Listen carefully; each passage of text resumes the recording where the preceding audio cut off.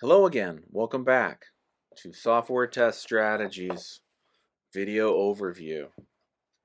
Today I'm going to talk about delivery models and specifically where they came from, what they do, how they work, and how testing needs to plug into them. So I think of testing as solving problems for the organization, specifically problems involving quality assessment of the product at a point in time. So if you develop it differently, you're going to need to test it differently to adapt to the risks that evolve with the different models. And I got to say, I've been around a long time and I haven't heard anyone talking that way ever about testing. So we talk about agile testing, but what makes it different? Why is it? Because it has to adapt to agile software delivery. So let's start with this whole idea. Originally, we had code and fix. Right? You just wrote some code, you ran it, you saw it worked, what didn't. And this goes back to a time when computer programs were written on punch cards, or before that, even dials turned on a box. So if your program is on punch cards and you run it through the compiler and you've got a single typo and a single compile error, you find out the next morning, you fix your compile error, you do it again. So if you've taken a course in computer science, you might go through 15 compile errors to get a trivial program to run. So now it's 16 business days to get a trivial program to run, and then it's going to have bugs in it. So in those days, ideas like, well, we'll just do an inspection and we'll just look for defects in the code, you could go from 16 days to run a computer program to 3. It's 500% productivity improvement. Times have changed. But the other big advantage of sort of structuring the work at the time was it would enable parallel development. And I remember the day Eric Matthews was talking about this when I was at McGraw-Hill. And particularly, he was talking about what would become known as the waterfall model. So the idea was that you would develop your requirements, and then from there you'd get your design, and from there you would get your code, maybe high-level design, low-level design, program code testing, deployment, operations. It looks kind of like a waterfall. This is actually the image used from the original Royce waterfall paper, 1976, I think. Now, that was figure 2 in that paper. Now, Royce goes on to say that that's really a problem because you're going to have backwash for problems. And in fact, when you're finally done, you're going to say, well, that's not what we needed. But now that we have built it once, we know what we really need. So the solution to that was what's called rapid prototyping. And then, of course, you can rapidly prototype, but you still have backwash to deal with and all these changes in increments. And his final design looks like this. And then imagine, this is 1976. So you don't have Microsoft Word. You have something that's almost as good as a photocopier called a mimeograph machine. You're going to write your methods down and you're going to put it in a 3-ring binder. And can you imagine trying to create a process description? Say you're the U.S. Department of Defense or a government contractor or anybody doing big software development, trying to actually implement anything like this. And by the way, when I turn my head and squint and look at this, I could almost think of this model as everything all at once, because this is successive refinement through iteration. This is pretty close to agile software development. It's pretty close, but that was way too much for people, so they just took figure 2 or figure 3 and the basic waterfall or the waterfall with backwash and said, this is how we're going to do software development. That's what I ran into when I worked for my first Fortune 500 company in 2001. So I've done a little bit of professional work before then, and in a different century, but it's my first big one. And the advantage to that is that you can clearly define the components so that You can give them to different people, and you can enable parallel. Lots of people can do the work at the same time. The other big advantage was when this came out, we're talking about building hardware systems. So IBM would build System 360, which was an operating system for hardware that didn't exist.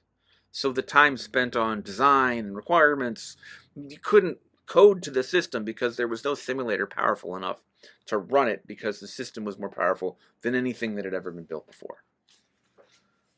We don't have those kind of problems today. What we're doing is very different today. So Chrysler had the C3 project, Chrysler Consolidated Compensation Project. Plenty of people had taken bites at this apple. And this was the first project that used extreme programming.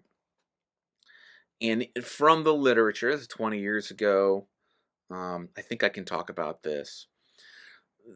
Many large companies at the time had these, we're going to do this big, ambitious project. I've been on projects like this. It's going to change the world, and we're going to do it waterfall, so we're going to hire someone to go write our requirements. The consultants come back and say, you got to do, here's your 100-page document about what to do. And we give it to the employees, and they say, we have no idea what to do. And they go and they write the design. They basically redo all the work.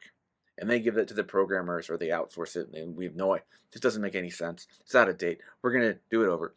You don't get anything until testing starts in year 4. You don't get anything you can use until year 5. You're probably going to get a new CIO in there somewhere, or a new CEO. They're going to look at this spend rate on this new project. They're going to say, I can cut $10 million a year from the budget by killing the project, and it's done. So extreme programming comes along and says, you know what? We're going to get something in production before you can cancel it. So to do that, we're going to build a minimal working system incredibly quickly. And then we're going to add to it. So that was, the extreme programming is an everything all at once model. In developing and testing are interleaved with requirements. Before we get to that, one thing I want to mention is the mini waterfalls, where you have what, how, build, use in phases and chunks, and these might be quarters. And realistically, most big ongoing programs are like that. You don't just build one thing and then sit it into the world. Now, we've worked with companies that do marketing programs. That's exactly what they do. They'll build a big website and throw it out in the world, go work for someone else. There isn't really a maintenance phase. But if it's a program, it's usually ongoing chunks. Extreme programming takes that a little bit more extremely, because what, how, build, use. Let's interleave those. Let's work on all of those things. So test-driven development, as we talked about before, interleaves testing and development. And we can have succession refinement for stories, so that we're just sort of pulling a story at a time and working on it in a couple of week batches. This is very different than Scrum, because Scrum is an entirely different problem to solve. When Scrum started at Easel Corp, they had executives who would bop in the room and change their priorities all the time. And they couldn't get anything done, like nothing done. At the end of the quarter, the CIO would ask, what did you get done? And the VP of software development would say, well, nothing, because you changed our priorities on average every 3 days. Someone came in. It might not have been you, might have been the CIO, might have been the CEO, might have been the VP of marketing, but somebody came into the room and changed our priorities, every 3 days, every 2 days. I got the data, We can't get, all we're doing is whipsawing between priorities. So Scrum started out, leave us alone for 90 days and let us build something, we'll get back to you. And that was 28 years ago, I think. So a couple of things have happened since then. One is we've compressed the cycle. So a typical Scrum iteration, Scrum sprint might be 2 weeks. And extreme programming might be a week. Continuous delivery, Kanban in particular, which if you get rid of it's the concept of sprints, and you get rid of planning, and you get rid of the retro and demo, and you make those activities happen on demand, and you limit the amount of work in progress you do. That's pretty much what Kanban is.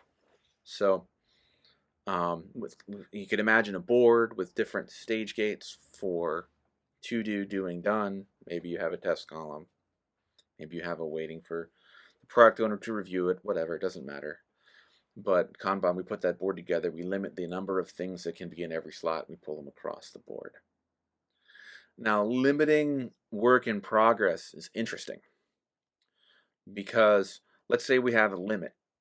We've got 3 testers on the team. We're going to have 3 things that can be in test at a time. The developers pull the work and they want to shove more things. They're done. They want to shove things in test, but they can't because we're already at a limit. What do we have to do? We have to swarm around whatever the bottleneck is. Now, management's role in there long term is to look at these bottlenecks that are evolving and try to balance it so that bottlenecks should shift over time. If it's one thing constantly, we need to change the resources around. And that might be to express that the programmers need to do more testing, or the testers need to do less, or we need to hire a new tester or whatever. But you actually get the data to understand their resourcing picture instead of telling people, why are you taking so long? What's your problem? We actually say, oh, this is the group that is delaying the delivery, and so we need to add a resource to it to make delivery go faster overall, which that's what the lean chapter is all about. So finally, we have continuous delivery and deployment. I want to say a couple of people, I wouldn't say read the chapter wrong, but I wasn't clear enough in this chapter. In that continuous delivery, the idea is that we can automate the human manual steps so that we can get, now there may be some small amount, continuous deployment eliminated all of them, but there may be some, but the idea is you press a button and you can get the thing to test. When you're done testing, you press another button, it goes to production. That's it. So we automated the deployment. And continuous delivery allows for human stage gates where we batch a bunch of changes together because we've got a date when we're going to roll all these things out together on January 1st because of some contractual obligation. Have human testing. But what it should eliminate the human regression testing, the final check. Before this thing goes out, we just want to run through everything to make sure that it's okay. No, we'll have the computer do that. And DevOps, platform engineering, software release engineering, particularly DevOps and platform engineering, should help enable that. And there's a couple of ways we can do that. We can make us find defects early. Once it's in production, we have the ability to roll back quickly. Once it's in production, we can promote through a series of stage gates, so they only go to our most our favoritist, fanniest beta tester, loves us people, power users. If you're a company like Microsoft, just employees, because again, 50,000 employees. So we're going to roll this change to just employees, and they're going to report if there's a problem. So hopefully it doesn't impact our greater community. And we're going to be able to roll it back quickly if there is a problem. And so those are enablers to make it possible for us to eliminate regression testing. Other things we can do that are architectural. So we can say we're just going to deploy one small piece of the app. We're just going to deploy search. We're just going to deploy login. We're just going to deploy this new front end component. We don't have to change everything or check everything. And to do that, we typically have contract-like tests around the different components to say, I do everything that my consumers expect me to do. To be more precise, we might say, these are my sample behaviors, and those sample behaviors continue. And if something is broken, the only thing that I realistically expect is broken is me. and not the whole rest of the world. So we eliminate that. If you've ever dealt with code that was a really bad monolith, you used to have this, um, uh, I make a change here and it breaks something over there. And if you've got that, then you need to have some kind of heavyweight regression process and maybe test everything and maybe deploy everything in the group every 2 weeks. So Scrum doesn't really tell you how to do development or delivery. Agile software delivery with a capital A kind of is not interested as much in that big bang deploy. So the smaller boxes we can make, the less risk there is. And hopefully we can make them small enough that we don't have to retest everything. So that's just a quick overview of where the delivery models came from. And we got to ask ourselves, which of these is closest to what we're actually doing, which I call house rules software delivery. And then, are we doing it consistently? How can we make it more consistent? Now that we know what we're doing on the delivery side, what problems does that create for us that testing can solve? And how can we make testing better at solving those problems? That is going to be in the puzzle pieces of good testing, the strategy chapter, and the lean chapter. So that's where we're going next. Way over on time, but there's just a lot here. So thanks for listening, and we will see you tomorrow. Thanks. Bye.